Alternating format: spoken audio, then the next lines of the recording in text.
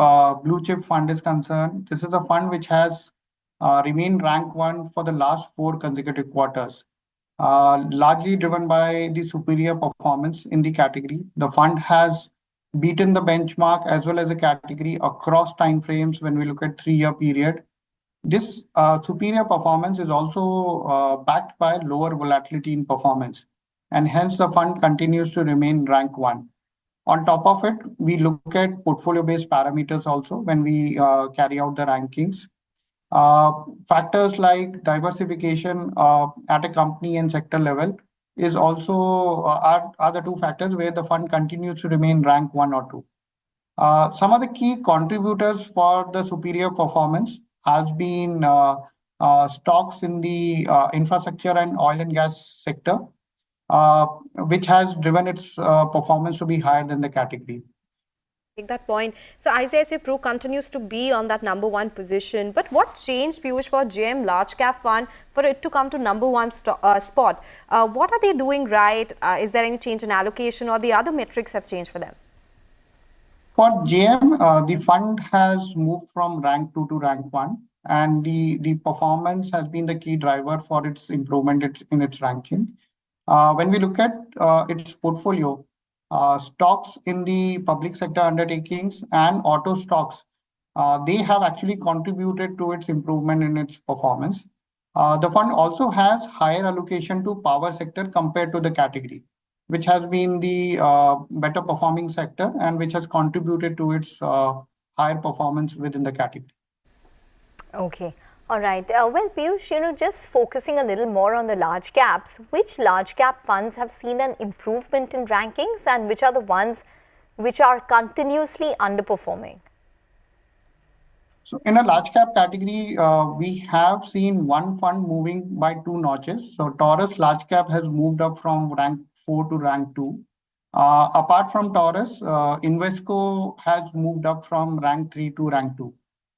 In case of Taurus, the improvement in its performance has been the key factor for its ranking moving up from 4 to 2. When we look at the underlying portfolio, it's the reality stocks and again public sector undertakings, which has contributed to its improvement in its ranking. Apart from that, fund also maintains higher exposure to small cap, which are also some of the key contributor for its superior performance. Okay, all right. So Taurus also stands out, as you said, from number 2. It has seen a decline actually in terms of ranking, and the others also have been in focus. But multi-cap funds, they seem to be the other space which is in flavor, right?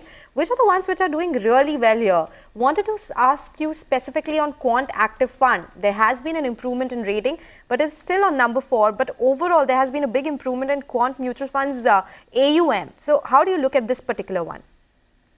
So in case of multi-cap, this is a category which provides allocation across market capitalization, and that's the reason why the category has seen good amount of inflows also in the recent quarters.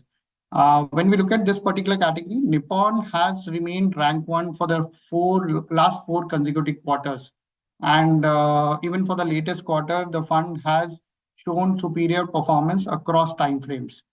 The fund also ranks higher on diversification as far as the sector exposure are concerned. The fund, however, when we look at other fund which has shown superior performance is the iPru Multicap Fund, which has remained ranked 2 for the last 4 quarters. Okay, all right, that's on multi-cap funds. But what about index funds, Piyush? There are 4 funds on number 1 ranking. So an investor can go for any one of them. How does one demarcate?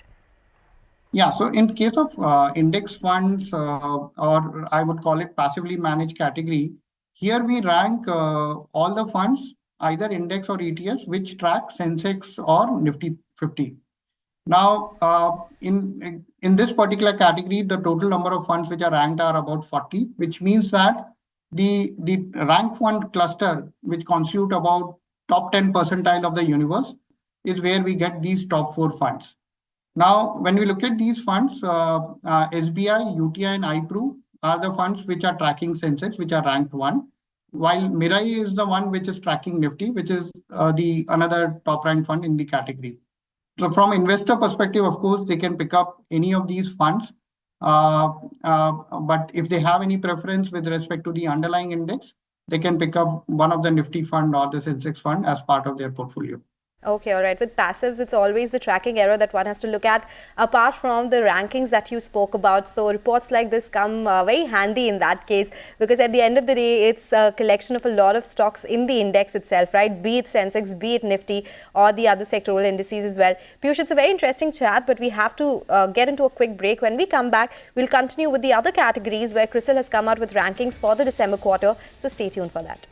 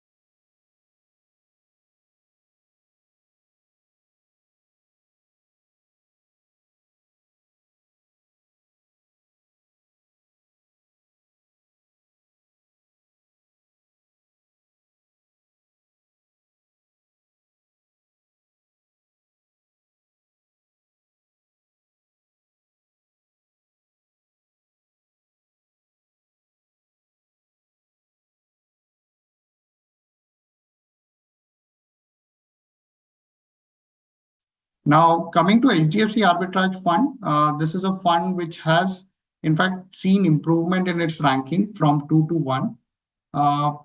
One factor is its return parameter is where the fund has improved its ranking from 3 to 2. And as far as the percentage of or number of times when the fund has given negative return, there also we have seen improvement in its ranking. So both of these factors have actually contributed to its improvement in its ranking. And on volatility also, the fund is ranked 2. Now, when we look at Invesco, Invesco is a fund which has been ranked 1 for the last 4 consecutive quarters.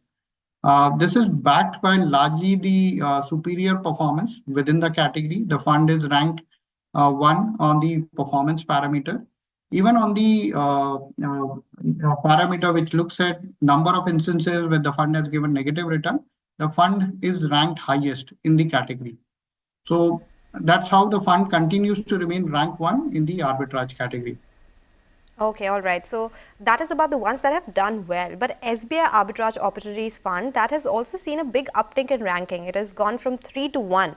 Is there any particular reason amongst the factors that you mentioned? What works best for SBI Arbitrage Fund? So in fact, SBI has seen a fallen in our ranking from 1 to 3.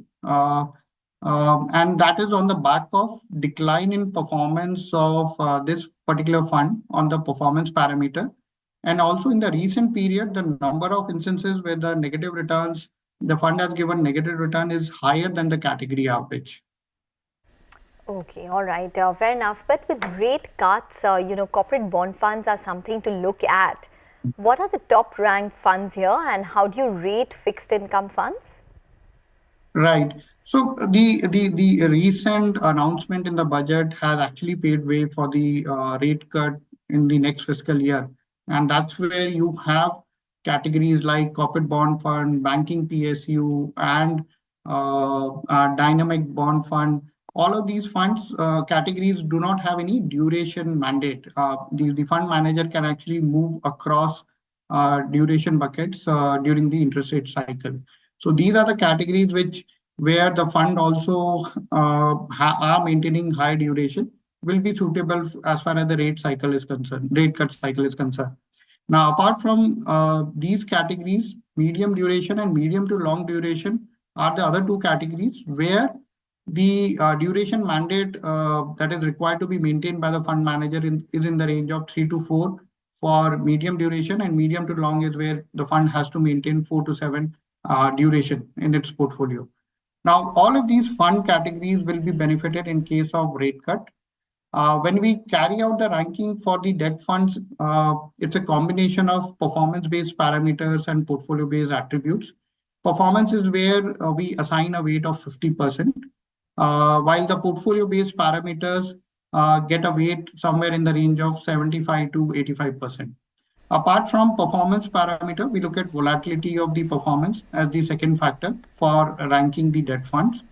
On the portfolio side, we look at the credit quality of the portfolio, where we look at what is the rating profile of the underlying portfolios. A fund which has a higher allocation to maybe AAA or government securities tend to get higher score compared to the one who would have gone down in the rating scale. Apart from credit quality, we look at diversification in the portfolio at a company or the issuer level. Here we have assigned, we have a predefined cutoffs at the issuer level. And if any fund which has an allocation to a issuer or multiple issuers beyond those threshold limits that we have defined, the fund gets a penalty in the ranking. This in a way ensure that we are looking at a diversified portfolio as far as the debt funds are concerned. Apart from that, we look at the sectoral risk in the portfolio. And if there are any funds which carry any exposure to sectors which are sensitive in the current environment, those are penalized in our ranking. Beyond this, we also look at liquidity of the underlying portfolio. How easily the fund manager can liquidate its underlying holding is the factor that we look at. Here, there are 2 components that we look at. One is the number of days the issuer is getting traded in the debt market. And second is the level at which the issuer is getting valued as far as the spreads are concerned vis-a-vis the benchmark issuers. So all of these factors come into play. For some of the bond categories or long-term categories, we also look at interest rate risk, which is measured using modified duration. All of these are combined together to arrive at the final ranking, and generally a fund which has delivered superior return along with superior portfolio quality, which is measured using these multiple factors, the fund will get ranked higher in our ranking. Okay, all right. That's a comprehensive take on how you look at the debt category. Also, because fixed income is something where we do not see a lot of retail participation. So it's important to get that idea as to how one can go about looking at a particular fixed income asset, be it the short duration funds, be it the long duration ones, corporate bonds or gilt funds. There are a lot of them in this category. But you know, there have been a lot of ranking changes in liquid funds as well as per your sheet. For some, it has improved, and for some, this has seen a sharper decline. Can you explain what happens here? How do you look at liquid funds when it comes to rankings? Yeah, so in case of liquid fund, we in the last quarter ranking, we had 24 funds which got covered, out of which 14 funds maintained their rank and 10 funds saw changes in their ranking. Just like the other categories we spoke about, here also we look at combination of performance and portfolio-based parameters. But one big difference between this particular category and the other longer duration category is that the performance numbers tend to be closer. And to that extent, the key driver for ranking changes tend to be the portfolio-based parameters. So for example, if there is a fund which has maybe taken a allocation to a lower rated instrument in a particular quarter, it will see a decline in its ranking. Similarly, if someone has increased its allocation to, say, government securities, from a rating profile perspective, there is an improvement that we would see, and which will get reflected in the improvement in the ranking.